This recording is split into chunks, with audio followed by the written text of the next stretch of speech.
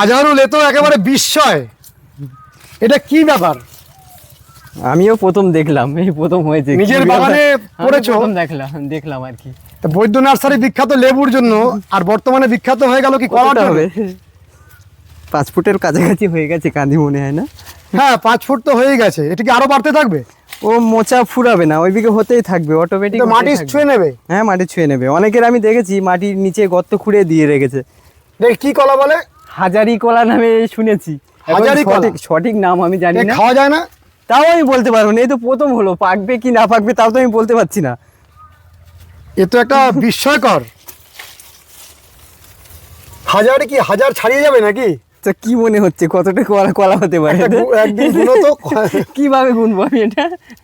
এটা ওই একটা সম্ভব নয়। কাউকে বসে বসে ঘুরে ঘুরে দাগ দিয়ে দিয়ে গুনতে হবে। তাহলে মার্কার দিয়ে কালি হ্যাঁ, মার্কার দিয়ে। হবে। কি অসাধারণ!